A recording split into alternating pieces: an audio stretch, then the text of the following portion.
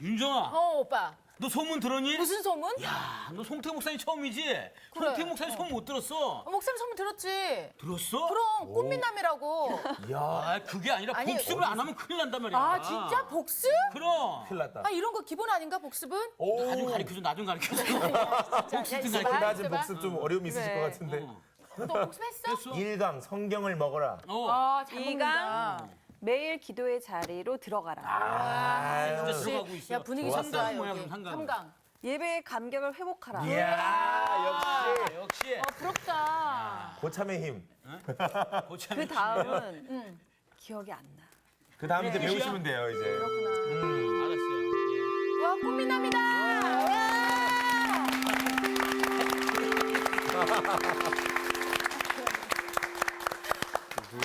누가 꽃미남이라 그랬어. 여기서 그랬습니다. 꼭 미남이 되셨으면 좋겠다고. 그래서. 아멘. 예, 죄송합니다. 다 잘 지냈어요? 네. 우리 상훈 학생. 네. 오랜만이에요. 네, 오랜만입니다. 어떻게 잘 갔다 왔어요? 그렇습니다. 잘 갔다 왔습니다. 어땠어요? 그래. 일단은 제가 호주로 갔다 왔는데요. 예. 호주에 있는 그 유스코스타 그 학생들이 너무 순수했어요. 순수하면서도 마음이 좀 아픈 거예요. 이런 친구들에게 좋은 복음을 들어가야 될 텐데 괜히 다른 게 들어갔다가는 큰일 날 것 같다는 느낌이 받을 정도로 그렇게 순수하더라고요. 예, 아주 수고 많으셨습니다. 끝인가요, 목사님? 복습 해왔어요, 복습? 네? 복습. 복수. 지난주 바로 복수. 예배의 감격을 회복하라. 그거 아니었습니까, 목사님? 누가 가르쳐 줬어요? 주은언니. 저쪽이세요. 예. 오늘 수업 하나님의 명령 4강 언어와 성품을 훈련하라. 우리 지난주 복습 잠깐 하고 또 오늘 주제로 넘어갑시다. 현재 우리는 큰 두 가지 주제를 지금 다루고 있어요. 첫째 회복, 네. 두 번째는 성숙. 네. 각각 7가지의 질문과 7가지의 명령을 지금 진행하고 있는데 네. 7가지 질문은 끝났죠. 왜 분위기들이 그래요? 걱정됐어. 가 있는 동안 끝났던 것 같은 느낌이 드네. 기억나죠? 네. 예. 기억이 나야 합니다. 네. 예, 7가지 질문은 끝났어요. 그리고 이제 현재 성숙을 위한 7가지 명령을 진행하고 있는데 첫 번째 명령이 성경을 먹어라. 사람이 자라기 위해서는 제일 중요한 것이 밥을 먹어야 돼요. 그래야 몸이 자라겠죠? 그렇죠. 예, 군것질 하거나 또 주식을 잘 안 먹으면 아무리 좋은 환경이 돼 있어도 사람이 균형 있게 정상적으로 크질 않습니다. 제일 중요한 주식이 성경. 네. 성경. 두 번째는 매일 기도의 자리로 들어가라. 먹기만 하면 안 되고 우리가 호흡같이 숨을 쉬어야죠. 이게 기도입니다. 기도. 그다음에 세 번째가 지난주 아버지와 만남의 현장 예배. 예배의 감격을 회복하라. 지난주 공부하면서 선생님이 아주 그 짠한 감동이 있었던 것이 뭐냐면 예배에 관해서 서로 얘기를 하다가 우리 저 광우 학생이 그 중국 그 선교 현장에서 네. 몰래 찬양할 때 그 액션을 보면서 저 굉장히 감동을 받았어요. 네. 그 짧은 모션이었는데 그게 유튜브에도 이렇게 돌아다니더라고요. 네. 근데 이게 현장감보다는 좀 떨어져요. 그렇죠. 현장의 감동보다는. 우리 상훈 학생 그거 봤나요? 저는 못 봤습니다. 오늘 꼭 왜냐하면 광우에 하는 걸 옛날부터 친했거든요. 그래서 서로 아는 사이였군요. 형님, 사랑해요. 그래? 난 싫어. 우리가 늘 그 예배라는 것은 계시록 4장을 통해서 이렇게 설명을 했어요. 위를 보니까 열린 문이 있었다 그랬어요. 자, 거기서 열린 문이라는 것은 천국에 정말 들어가는 문이 아니고. 있어서가 아니고 이것은 하나의 상징적 그림이라고 그랬죠. 네. 이걸 요한복음 10장에 보면 예수님께서 나는 양의 뭐요? 문이니. 그러니까 이 문은 누굴 얘기하는 겁니까? 예수님. 예수 그리스도입니다. 그러니까 천국의 열린 문은 바로 예수 그리스도를 통해서만 들어가는 곳이라는 의미가 되죠. 네. 대표적인 케이스가 창세기 28장을 설명했죠. 창세기 28장에 보니까 야곱이 길을 가다 노숙길에 꿈을 꾸고 잠에서 깨어 그가 깨달은 거 하나가 뭐냐면 여기가 하늘의 문이로다. 그러니까 문은 하나님의 임재를 얘기한단 말이죠. 그래서 이 문이 육신을 입고 이 땅에 오신 사건이 예수 그리스도의 성육신 사건이란 말이죠. 하늘 문이 이 땅에 임한 거예요. 이게 예수님이 오신 사건이에요. 그러면서 요한에게 그 천상의 예배의 광경을 보여주시면서 이리로 어떻게 하라? 올라오라 그러죠. 그 올라오라는 말은 아래쪽, 위쪽, 왼쪽, 오른쪽 방향의 그 개념이 아니고 뭐라 그랬어요? 우리 광호 학생. 네. 그 임재 가운데로 들어오라는 말씀. 그죠? 하나님의 경영을 네. 미리 보여주는 사건이 예배예요. 그러니까 예배라는 것은 얼마나 엄청난 장면인가 하면 하나님의 경영에 우리가 초대받고 동참하는 것이란 말이죠. 상원 학생 이제 알겠어요? 네. 예, 이게 지난 주간에 우리가 공부한 수업의 중요한 골자였습니다. 자, 이제 오늘은 네 번째 주제가 됩니다. 네. 네 번째. 오늘 주제가 뭐냐면 자, 한번 같이 읽어볼까요? 네. 제목만 시작. 언어와 성품을 훈련하라. 자, 그 본문을 우리 한번 엽시다. 네. 갈라디아서 5장을 한번 열어보세요. 갈라디아서 5장. 이 성령의 열매가 나오는 장면이 있죠. 네. 자, 22절, 23절을 우리 전체 한번 같이 한 음성으로 읽겠습니다. 시작. 오직 성령의 열매는 사랑과 희락과 화평과 오래 참음과 자비와 양성과 충성과 온유와 절제니. 자, 이제 선생님 보세요. 아멘. 아멘. 저를 보세요. 자, 성령의 몇 가지 열매죠? 9가지. 9가지 열매. 자, 지금부터 선생님을 보시고 숙제 안 내줬지만 이건 기본이죠? 아, 시작. 사랑과 희락과 화평과 온유와 오래 참음과 오래 참음과 자비와 충성과 양성. 순서대로 외워야 되나요, 꼭 목사님? 순서대로 외워야 잘 외워집니다. 아, 자, 다시 한번 할까요? 눈으로 읽고 시작. 사랑과 희락과 화평과 오래 참음과 자비와 양성과 충성과 온유와 절제. 이거 숙제입니다. 다음 주까지 네. 선생님 반드시 점검합니다. 네. 네. 이거 찬양도 있죠? 네. 찬양 있어요. 찾아서 네. 찬양으로 외우든지 그냥 외우든지 외우십시오. 예. 네. 다음 수업 들어가기 전에 반드시 점검합니다. 알겠습니다. 예, 자, 그러면 이제 네. 제가 여러분들에게 글을 하나 읽어드릴 테니까 들어보십시오. A.W. 토저라는 분이 있어요. 이분이 글에다가 이런 얘기를 했어요. 사람됨과 인간의 행동 사이에 모순이 있을 수 없다. 즉 그의 행동은 그의 내적인 인품의 진정한 표현이기 때문이다. 무슨 얘기냐면 그 사람의 됨됨이, 이 됨됨이는 그 사람의 행동과 뭐 할 수밖에 없다. 일치할 수밖에 없다. 예를 들면 그 사람의 행동은 나쁜데 됨됨이는 괜찮다. 이거 있을 수가 없는 개념이죠. 네. 자, 예수님도 요한복음 곳곳에 이런 설명을 하셨어요. 나의 계명을 가지고 지키는 자라야 나를 사랑하는 자다. 자, 우리가 사랑, 성실, 충성, 진심 이런 추상적 개념으로 신앙을 이해할 수가 있어요. 그런데 이거는 안 보이는 실체예요. 그렇죠? 네 사랑을 보여봐. 네. 어떻게 보입니까? 결국 행동으로밖에 나타날 수가 없겠죠. 그래서 무슨 얘기냐면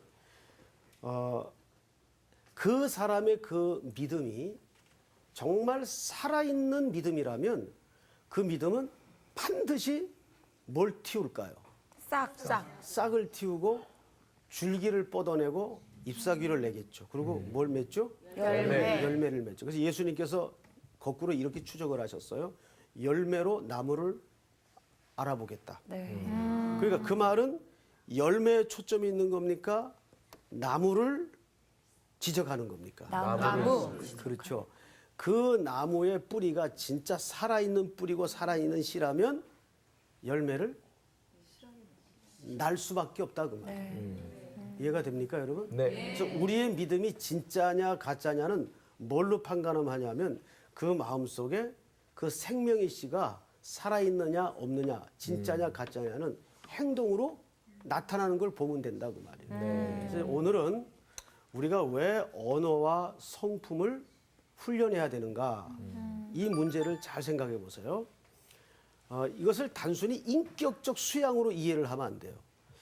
우리 그리스도인이 언어와 성품을 훈련하는 것은 단순히 인격적 수양의 차원이 아니구나. 여기에는 깊은 하나님의 성품과 구속의 의미가 있구나를 한번 들여다보면서 여러분들과 좀 이 시간을 보낼까 합니다.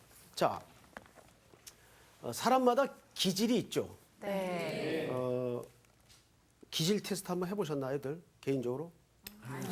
우리 저기 윤정 학생은 네. 자기 기질이 네. 어떤 기질 같다고 이렇게 소개할 수 있겠습니까? 저는 일단 직업이 개그맨이잖아요. 그래서 얼굴은 전혀 그렇게 안 생겨요. 난 탤런트인 줄 알았네. 말씀을, 예. 그래서 뜯어 말았어요.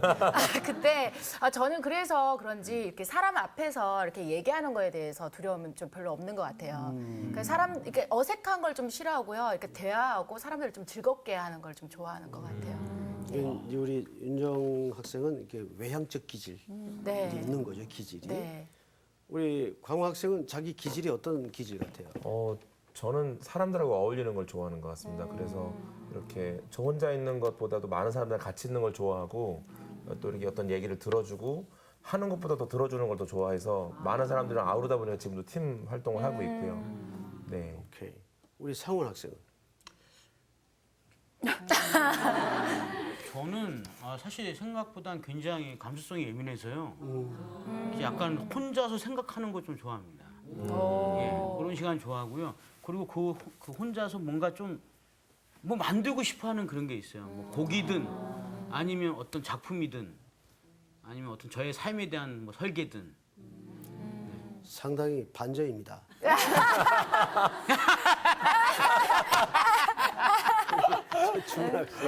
저는 어떻게 보면 배우인데 되게 이렇게 나서서 하는 거를 좋아한다고 생각하는데 저는 오히려 사람들 앞에서 얘기하는 걸 되게 쑥스러워하고 맞아요. 네, 되게 얼굴 빨개지고 카메라 충분히 앞에서는 그래. 하나도 안 떨리는데 사람들 이렇게 같이 얘기하고 이제 뭐 이렇게 앞에 나가서 이렇게 얘기하고 하는 거에 대해서 굉장히 좀 소극적이고 내성적인 부분이 좀 많은 것 같아요. 사람마다 기질이 이게 딱 그 고정돼 있는 건 아닐 거예요. 좀 섞여 있겠죠. 네.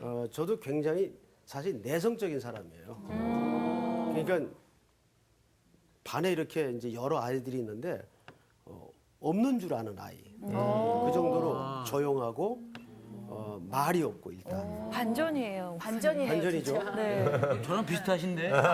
그런데 어떻게 이제 사는 이 그 신부는 목사로 살다 보니까 여러 사람 앞에서 늘 세워지는 항상 말을 해야 되고 이런 이제 역설적 그 삶을 살게 됐어요. 그러니까 좀 섞여 있는 것 같아요. 네. 자, 그런데 기질은 그럴 수 있어요. 그런데 기질과 성품은 같을까요, 다를까요? 달라요. 자, 우리 주은 씨 어떻게 다를까요? 기질과 성품이 어떻게 달라요? 아니, 달라요. 여러분들이 맞았어요. 달라요. 달라요. 기질은 정말 그 외 태어날 때부터 자기가 가지고 있는 어떤 뭐 유전학적이나 뭐 이런 여러 가지 그 그렇죠. 요인이고 성품은 어떤 뭐 환경적인 요인하고 뭐 여러 가지 이게 좀 복합적으로 돼서 이렇게 형성된 과정이 그냥 이제 예. 간단하게 기질은 선천적인 거고 예, 후천적인 거네요, 그거는. 후천적이라는 표현보다는 성품은 만들어질 수 있는 거. 그래서 기질과 성품은 사실은 다릅니다. 그래서 기질은 거의 안 달라져요. 그런데 성품은 얼마든지 바뀔 수가 있는 겁니다. 그래서 저는 사실 얼마 전까지만 해도 확신을 가지고 있었던 게 뭐냐면 인간 못된 건 안 바뀐다고 확신을 갖고 있었어요. 이제 사람한테 그 뜨거운 맛을 본 경험 때문에 그렇겠죠. 목회하다 보면 뜨거운 맛을 보잖아요. 네. 그런데 그 너무 복음의 능력을 제가 과소평가한 거예요. 예수님의 보혈의 능력은 천하 못된 성품도 바꿉니다. 아멘. 그거를 경험하고 나서 굉장히 제가 무너졌어요, 사실은. 너무 내가 복음의 능력을 과소평가했구나. 그리고 주변에서 너무너무 달라진 성품의 좋은 크리스찬들을 많이 만났어요. 그 후에. 그러면서 이제 목회 철이 들어간 거죠, 저도. 참 복음의 능력은 천하 못된 사람도 바꾸는구나. 바꿀 수 있고. 네. 근데 그 주도권이 문제는 사람의 부단한 노력과 어떤 애씀에서 근거된 게 아니라 네. 그 출처가 십자가에서부터 시작이 된다는 거예요. 그 주도권이 내게 있는 것이 아니라 하나님께 있다는데 더 견고한 소망이 있는 거죠. 이제 그 부분을 오늘 여러분들과 좀 들여다보도록 하겠습니다. 그래서 기질은 태생적이지만 성품은 태생적이 아니라는 거죠. 자, 우리 로마서 8장을 누가 한번 찾아보세요. 로마서 8장. 네. 28절, 29절을 한번 좀 읽어보실래요? 네. 우리가 알거니와 하나님을 사랑하는 자, 곧 그의 뜻대로 부르심을 입은 자들에게는 모든 것이 합력하여 선을 이루느니라. 하나님이 미리 아신 자들을 또한 그 아들의 형상을 본받게 하기 위하여 미리 정하셨으니 이는 그로 많은 형제 중에서 맏아들이 되게 하려 하심이니라. 여러분, 이 본문은 많이 들었던 익숙한 본문이죠. 근데 이 본문을 많은 그리스도인들이 굉장히 오도해서 해석을 하죠. 그러니까 자기 편의적으로 이 본문을 이용하거나 해석을 합니다. 자, 그런데 이 로마서 8장의 이야기를 한번 다시 한자 한자 집어보십시다. 우리가 알거니와 하나님을 뭐 하는 자? 사랑하는 자. 자. 곧 그 뜻대로 부르심을 입은 자. 자, 여기를 보세요. 하나님을 사랑하는 자는 누가 하나님을 사랑할 수 있다는 얘기입니까? 누가? 물론 우리가 사랑을 하죠. 부르심을 입은 자. 갑자기 깜깜해집니다. 자, 우리가 하나님을 사랑하죠. 그런데 누가 그 하나님을 사랑하는 자가 될 수 있는가 하면 성경에 바로 뒤이어서 해답을 주죠. 네. 곧 그 뜻대로 부르심을 입은 입은 자. 선생님이 지난주 수업할 때 예배에 대해서 이런 설명을 서두에 드렸던 기억이 저는 납니다. 여러분들은 물론 잊었겠지만 예배는 누가 올 수 있는 자리입니까? 초대받은 자만이 올 수 있는 자리예요. 요한복음 4장에 보면 예수님께서 신령과 진리로 예배할지니 하나님께서 예배하는 자를 어떻게 하신다? 찾으시니라. 찾는다는 말이 무슨 말이에요? 부르신다는 말이에요. 부르신다. 그러니까 두메 산골 작은 교회 어느 곳에서도 하나님의 콜, 부르심 없이는 누구도 예배자가 될 수가 없어요. 예? 그러니까 오늘 로마서 8장에서도 뭐라 그래요? 28절에서 하나님을 사랑하는 자 곧 그 뜻대로 부르심을 부르심을 입은 자. 입은 자. 부르심을 입은 자만이 우리 상훈 학생처럼 하나님을 사랑할 수가 있는 거예요. 아멘. 아시겠어요? 그러니까 이 사랑도 내가 수준이 있어서 하나님을 사랑하는 존재가 된 게 아니다. 천만의 말씀, 만만의 만만의 콩떡. 떡. 절대 여러분들이 그런 거 따라하지 마시고 네. 내가 무슨 괜찮은 수준이라서 하나님을 찾았거나 설득이 되고 이해력이 높아서 하나님을 다가선 게 아니에요. 그분의 일방적인 부르심과 택하심이에요. 믿습니까? 아멘. 자, 그러면 하나님이 우리 주은 학생을, 광호 학생을, 윤정 학생을, 상훈 학생을 하나님이 뜻대로 사랑을 입히어 부르실 때는 왜 불렀을까요? 왜 불렀을까요? 거기 무슨 목적이 있겠죠. 네. 목적 없이 부를 리 없잖아요. 그냥 갖고 놀라고 부른 건 아닐 거 아니에요. 자, 그 이유를 좀 보자고요. 자, 오늘 본문을 좀 보세요. 자, 부르심을 입은 자들에게는 모든 것이 합력하여 뭐를 이루느니라? 선을 이룬다. 그런데 거기에 수식어 중에 모든이라는 말에 동그라미를 하세요. 모든. 이게 굉장히 어마어마하게, 무지하게 중요한 얘기입니다. 이 모든이라는 말은 우리 인생사의 통합적이고 통전적인 삶을 얘기합니다. 모든.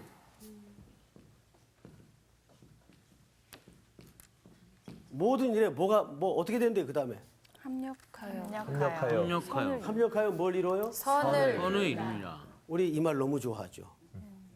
힘들 때 위로가 되죠. 용기를 주죠. 네. 자, 그러면 이 선이 과연 뭐냐 말이죠. 되게 우리가 좋아하는 이유를 저는 알죠. 우리가 기대하거나 우리가 또는 소원하거나 하는 바가 이루어지는 쪽에 선을 말할 거라고 인생들은 착각을 하죠. 이 선이라는 말은 토브라는 말인데 히브리 말로 이 말은 하나님의 계획을 얘기하는 거예요. 하나님의 경영을 얘기하는 거예요. 자, 그러면 이제 정리를 좀 합시다. 네. 하나님이 우리를 부르실 때는 사랑을 입혀 우리를 부르셨어요. 그럼 목적이 있었을 거란 말이죠. 네. 모든 일에 합력하여 선을 이룬다. 누구의 경영을 이루기 위해서? 하나님의 경영. 이렇게 지금 어마어마한 얘기가 나누어지는데도 여러분들 표정은 별로 그렇게 어마어마한 것 같지 않아요. 여러분들을 이제 과장하지 마시고. 걱정하지 마. 자, 여기 보세요. 여러분들을 적어도 하나님이 아들 예수 그리스도를 이 땅에 보내셔서 대속하시고 값을 지불하시고 내 자녀로 내 딸로 콜 예배자로 부르실 때는 하나님의 경영에 여러분들을 동참시키고 그 경영을 이루기 위해서 여러분들을 부르신 거라고요. 여기에는 어떤 인생도 예외가 없어요. 하나님의 자녀는 이 경영에 다 내포가 되는 겁니다. 그래서 고린도전서 4장 1절에 보면 사람이 마땅히 우리를 그리스도의 일꾼이요 하나님의 뭘 맡은 자? 이거 공부했는데. 자, 따라서 합시다. 사람이 마땅히 우리를 그리스도의 일꾼이요 하나님의 비밀을 맡은 자로 여길지어다. 하나님의 뭘 맡은 자? 비밀. 그 비밀이라는 말이 뭐냐면 미수세테리온이라는 말인데 하나님의 경륜이라는 뜻입니다. 하나님의 하늘의 경륜. 우리가 예배에 들어갈 때마다 그 하늘의 경영을 보는 거 아니에요. 그거를 봐야 하나님의 경영을 이해하고 경영에 참여하는 자가 될 수 있어요. 자, 그럼 그게 뭘까? 더 궁금해지지. 그렇죠? 그럼 순서를 한번 보십시다. 자, 칠판을 보세요. 네. 자, 첫째, 하나님이 우리를 그분의 뜻대로 부르세요.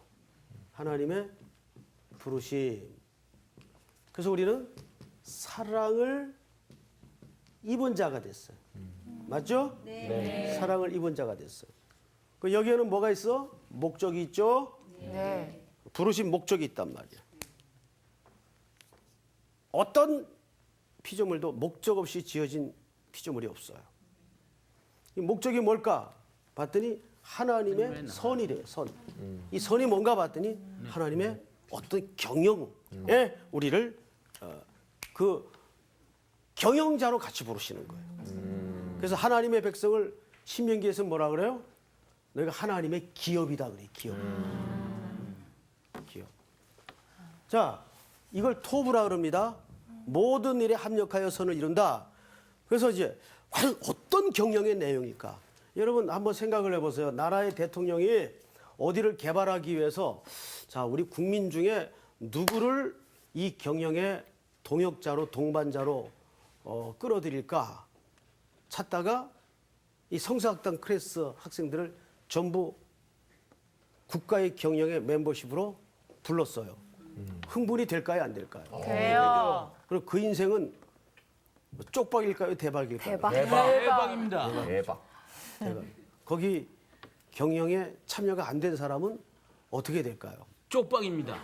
네, 쪽박에다가 화가 나는 거죠. 화가 나는 거죠. 예? 예. 자, 그러면 이제 29절을 한번 볼까요? 그게 뭘까? 29절을 한번 같이 읽읍시다. 8장 29절. 시작. 하나님이 미리 아신 자들을 또한 그 아들의 형상을 본받게 하기 위하여 미리 정하셨으니 이는 그로 많은 형제 중에서 맏아들이 되게 하려 하심이니라. 아멘. 아멘. 자, 절 보세요. 약간 얼굴들이 실망스러워요. 뭔 대박의 내용이 있나 하고 열심히 읽어봤더니 하나님의 경영의 내용이 뭐예요? 아들을 아들의 아들의 본받게 하는 거. 형상을 본받게 하기 위해서. 누구? 우리를. 네. 자, 이걸 보세요. 이제 여기에서 우리가 좀 이 그리스도인으로서 패러다임 시프트를 가져야 돼요. 뭐냐면 한국 교회는 대체적인 지금까지 분위기가 뭐냐면 교회 자체가 하나의 무슨 선교 단체 같아. 무슨 얘기냐면 일하기 위해서 모인 단체 같아요. 그 일을 하지 말자는 것도 아니고 중요하지 않다는 것도 아니에요. 그 일 해야 되고 중요해요. 그런데 정말 하나님께서 우리를 부르신 1차적인 목적이 뭐냐면 아담 안에서 망가져버린 우리의 더럽고 악한 심성을 뭐 하는 거예요? 고쳐나가는 거예요. 누구의 성품으로? 예수님. 그렇죠. 그게 하나님의 자녀들을 예수의 피로 값주고 사서 의도하신 가장 메인 목적이에요. 한국 교회가 이거를 잃어버렸어요. 그래서 미션만 남았어요. 자, 교회라는 공동체는 몇 가지 목적이 있어요. 제일 교회가 이 땅에 존재해야 되는 첫 번째 목적이 예배입니다. 예배로 모입니다. 그리고 두 번째는 뭘까요? 훈련의 영역이 있어요. 훈련. 성도 각 개인이 그리스도의 몸으로 붙어서 그리스도의 형상으로 빚어지는 이 훈련을 서로가 부딪히면서 해야 되는데 그걸 뭘로 하느냐, 그 훈련을. 뭘로 할까요? 일로 하는 거예요. 그러니까 일이 목적이에요. 그 일을 준 이유가 그 일을 만지작거리면서 우리 꼬라지가 폭로가 되고 우리 수준이 들통이 나고 그래서 십자가의 은혜를 붙들고 그래서 또 주님을 다시 바라보고 내 속에 정결케 되는 싸움을 걸라는 거예요. 자, 이거 잊지 마세요. 교회는 세 가지가 이유가 있어요. 교회가 이 땅에 존재해. 첫째, 뭘 위해서? 예배. 예. 두 번째는 훈련. 이 훈련은 굉장히 포괄적인 개념입니다. 여기에는 교제, 섬김, 봉사 이런 게 다 들어가요. 그렇죠? 네. 그리고 세 번째가 뭐예요? 세 번째가 땅 끝까지 이르러 내 증인이 되라는 바로 선교입니다. 이 선교에 대해서는 우리 다음 시간 우리가 또 이 주제를 가지고 집중적으로 하겠지만 네. 이것은 이제 교회가 감당해야 될 중요한 미션이에요. 그런데 이것만 남았어요. 일만 남았어요.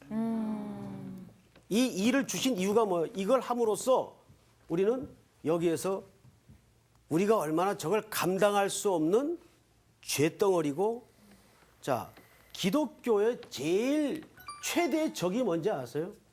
기독교의 제일 최대의 적. 죄. 죄가 아니에요. 휴머니즘이에요. 휴머니즘. 이게 기독교의 최고의 적이에요. 기독교는 사람을 이렇게 우리가 성숙이라는 말을 그래서 조심해야 될 것이 뭐냐면 성숙이라는 것은 인간을 고쳐가는 싸움이 아니에요. 십자가를 만나게 해서 십자가 앞에서 다시 시작하는 삶이 성숙이에요. 우리 인간을 개선하고 개조하고 더 나은, 배로 된, 더 나은 인간으로 만들어가는 싸움이 기독교가 아니에요. 근데 오늘날 많은 기독교 그런 교양 과목 정도로 우리 복음을 전달하거나 이해할 수가 있어요. 우리 이제 TV 같은 거 보다가 아주 험한 내용 나오면 뭐라 그러죠? 어떻게 인간의 탈을 쓰고 저럴 수가 있어? 그런 적 있어요, 없어요? 있어요. 있죠. 우리 광우 학생 네, 있습니다. 있죠. 따라서 합니다. 인간이기에 인간이기에 그럴 수 있다. 그럴 수 있다. 무슨 얘기냐면 짐승들은 안 그래요. 짐승들 모독하지 마세요. 하기야. 제일 무서운 게 사람이야. 인간. 머리를 하늘로 둔 인간이에요. 짐승들은 그 짓들을 안 하죠. 예? 그런데 사람이니까 그런 폐륜들을 하고 못된 짓들을 해요. 그게 아담 안에서 무너진 인간의 심성이에요. 그 로메로라는 영화 보신 분 있나요? 로메로? 엘살바도르에서 그 군부 독재와 상훈 씨? 예, 안 봤어요. 내가 알아요. 자, 저를 보세요. 예, 예. 엘살바도르라는 그 군부가 지배하던 나라인데 이제 민주화 운동이 일어나죠. 그때 이제 많은 민주 투사가 그 군인들에게 험한 일을 당합니다. 너무너무 무자비하게. 우리나라도 근대사에 그런 아픔이 있었잖아요. 네. 군부가 정권을 잡고 백성을 무참히 고문하고 죽였던 일들이 얼마나 많습니까? 그때 그 캐톨릭의 그 로메로라는 신부가 그 군인들을 가로막으면서 절규를 하죠. 그렇게 못된 짓 하는 군인들에게 우리는 인간이잖아. 그거 아주 조심해야 될 영화입니다. 인간이니까 그 짓을 하는 거예요. 인간이 절대 괜찮은 존재가 아니에요. 그거를 가장 정직하게 고발하는 사건이 십자가 사건이에요. 진정한 성숙은 어디서부터예요? 십자가에서부터. 왜 예수님이 십자가에서 죽으셨는가? 그래서 죽으신 거예요. 그러니까 그 십자가를 통과하고 십자가를 만나지 못하면 아직 그 사람은 성숙하다고 말할 수가 없는 거예요. 진짜 성숙이 뭐예요? 내가 그분의 십자가의 도우심과 긍휼함을 절대 필요한 자가 성숙의 시작을 할 수가 있는 거예요. 근데 그거 만나지 못한, 그거 가슴 한복판에 아프게 경험하지 못한 사람은 아직도 성숙의 시작도 안 한 사람이에요, 사실은. 왜? 우리 기독교는 인간을 개선하는 싸움이 아니에요. 다시 만들어내는 싸움이에요. 어디 안에서? 예수님 죽으실 때 십자가 안에서 다시 전부 다 같이 죽여서 거기서 만들어내는 싸움. 갈라디아서 2장 20절에 뭐라? 이제 내가 사는 것은 내가 사는 것이 아니라 내 안에 그리스도께서 사시는 것이라. 내가 그리스도와 함께 십자가에 못 박혔다니. 우린 그때 그분 안에서 죽었다고요. 우리가 조금 0.1%라도 가능성이 있는 존재 같았으면 주님이 우리를 고치지 죽을 이유가 없어요. 고쳐서 쓰지. 자, 성경을 좀 보십시다. 자, 하나님이 우리를 부르신 목적은 하나님의 가장 그 메인 경영이 뭐예요? 예수 그리스도의 형상으로 우리를 회복하는 거예요. 믿습니까? 네. 이거 여러분 자다가도 잠꼬대 해야 될 말입니다. 자, 그다음에 누가 이사야서 마태복음 11장을 한번 찾아볼래요? 29절. 나의 마음이 온유하고 겸손하니 나의 멍에를 베고 내게 배우라. 그리하면 너의 마음이 쉼을 얻으리니 이는 내 멍에는 쉽고 내 짐은 가벼움이라 하시니라. 아멘. 자, 이 유명한 구절인데 잘 보세요. 여기서도 나는 마음이 뭐하고 온유하고 그다음에 뭐하니 겸손하니 자, 이 말도 어떤 단순히 성품을 담고 훈련하라는 그런 개념이 아니고 여기를 보세요. 여기 예수님께서 나는 마음이 뭐하고 온유, 뭐하니 겸손, 그다음에 어떻게 하라 그랬어요? 나의 멍에를 메고 배우라. 내게 배우라. 네. 이 애자가 맞습니까? 네. 네. 자, 멍에가 뭐예요? 멍에. 소 이렇게 코에다가 시골에서 생활하셨던 분들은 보셨을 거예요. 보통 이제 소들이 한 마리가 밭을 갈질 않고 여러 마리가 한 멍에를 매죠. 한 멍에를 매고 그러면 그 한 멍에에 묶인 소는 길을 같이 갈 수밖에 없어요. 그러니까 저 말은 무슨 말인가 하면 나는 마음이 온유하고 뭐하니? 겸손한. 자, 우선 이 온유라는 말이 무슨 뜻일까요? 자, 우리 그 상훈 학생. 네. 온유라는 단어에 대해서 나름대로 그냥 정의를 한번 얘기해 보세요. 온유가 뭡니까? 유하다라는 뜻이죠. 유하다. 네. 마음이 이렇게 막 이렇게 뭐라 그럴까요? 좀 불의를 보면 참지 못하고 그런 스타일이 아니라 뭔가 이렇게 푹 찌르면 들어가고. 그런 건 아니고요. 그렇게 설명하시면 또 그런 것 같기도 하고. 하여튼 저는 좀 온유한 것 같아요. 목사님은 이렇게 너무 세신 것 같고. 잘못 봤어요. 그래요. 우리 상훈 학생은 온유한 게 맞는 것 같아요. 네. 항상 보면 온유해요. 근데 이 온유라는 덕목이 굉장히 센 개념입니다. 아, 그래요? 네. 온유는 헬라 사람들이 어떻게 사용했는가 하면 들짐승을 한 마리 잡았어요. 네. 말 잘 들을까요?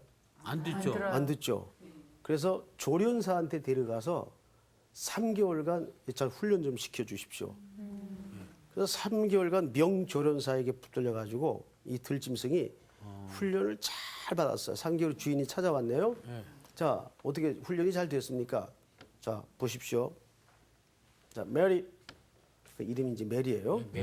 깜짝이야. 메리, 왜 일어나. 탁 일어나요. 앉아. 앉아? 앉아요. 굴러? 묶여 있지도 않아요.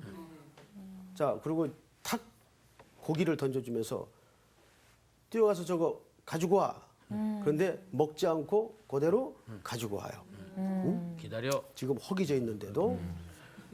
그러니까 훈련이 너무 잘 됐어요, 3개월. 3개월 전에는 이게 완전히 뭐가 쉬운 것처럼 막 길게 뛰었던 짐승인데 이때 주인이 놀래가지고 오, 프라우스, 온유해졌다. 그러니까 온유라는 것은 아이 좀 못해요. 아이 뭘요. 이런 게 온유가 아니에요. 온유라는 것은 어떤 강력한 힘이 훈련에 의해서 통제되어 다스려진 상태. 이게 온유예요. 이해가 되죠? 네. 또 열이 펄펄 끓어요. 네. 의사가 약을 투여했어요. 잠을 푹 자고 났더니 열이 싹 다스려집니다. 그때 헬라 사람들이 이 말을 이렇게 만져보고 프라우스 온유해졌다. 그러니까 약의 기운에 의해서 잘 다스려졌다. 이거 온유라는 거야. 온유라는 것은 우리 동양적 개념으로 이해를 갖고 있죠. 뭐 사양하고 잘 빼고 이런 걸 온유라고 얘기를 하는데 성경의 온유의 개념은 전혀 그런 개념이 없어요. 자, 그러면 왜 예수님이 자기를 온유하다고 했을까? 왜? 예수님은 이 땅에 오신 목적서부터 누구의 뜻을 순종하여 오신 겁니까? 하나님. 뭘 위해서? 십자가 사건. 우리의 구원을 위해서. 너무너무 받기 힘들고 어려웠던 잔이었어요. 그런데 아버지요, 내 뜻대로 마옵시고 아버지의 뜻이 내 생애를 통해 이루어지기를 원하나이다. 아멘. 자, 이게 뭘까요? 그거 배우라는 거예요. 누구와 멍에를 맨 자.